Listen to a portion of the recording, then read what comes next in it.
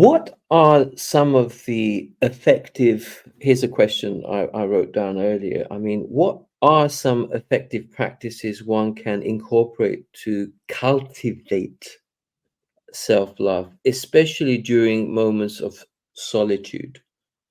So, I mean, you mentioned things like breathing, for example. I mean, you can elaborate on that, or I'll leave it to your beautiful Thank you, hands. sir.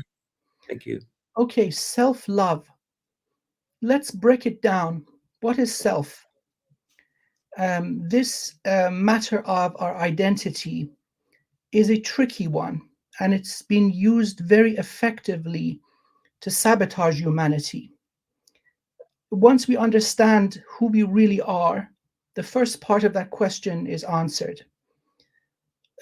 So, consciousness has pillars, four major ones: the identity, the conscious mind, memory, and then the divine super genius, the infinite being.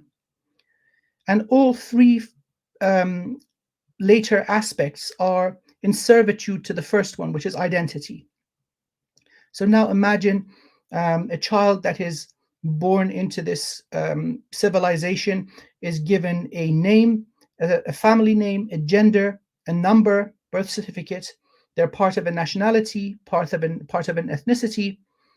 They're of a certain social background. You see, every one of these properties is causing division, dividing humanity as a whole, or even let's go a step further, life and sentience as a whole into smaller and smaller and smaller and smaller compartments, where at the end of the day, we're really alone.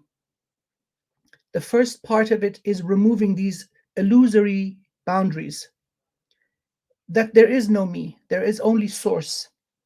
Really coming to feel it and understand that we really are aspects of the source of all sources, that beloved intelligence that has given everything existence. That is what we are.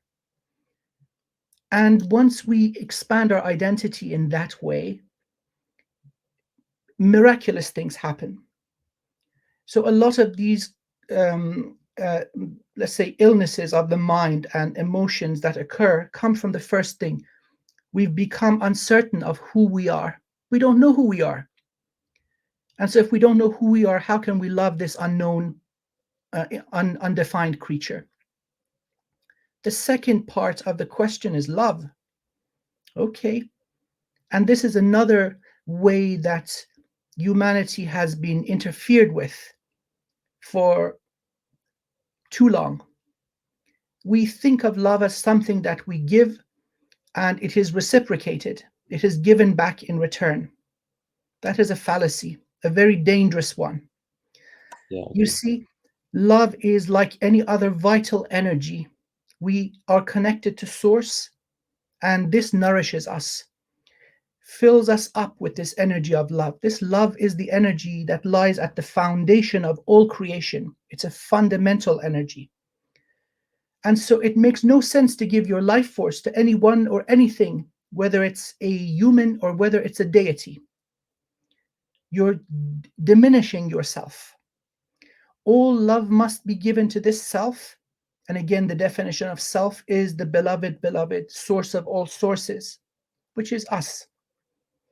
So we love source. We love the prime creator, the source of all things, and that is where our love goes. Now, if you love yourself, the self defined as the infinitely, you're going to live happily. Your happiness and well being does not depend on anything external. Whether you're in a 2 by 3 jail cell, cut off from everyone and everything, or whether you're among billions of people, your happiness is not something you extract from the outer world. It all comes from within. And then you reach a state where that love overflows. You can then wash the cosmos with it, but never going below 100% capacity. That results in taking better care of the vessel, the body, your hygiene, the way you dress, the way you treat yourself, the way you sleep, the way you eat, because you love this being that is source. Some illusions exist that allow this experience to occur because source is experiencing itself through these divisions. Another thing that is very dangerous, I'd like to now add this, we're going kind of left now, but it's the matter of twin flames, self love and twin flames. Now, I'm going to be a little controversial here. Um, twin flames is one of the most toxic and dangerous distortions that has entered the spiritual community. The premise is that you have to find another divine being and complete a task together. If you don't come together, that task will not be completed, or something along these lines.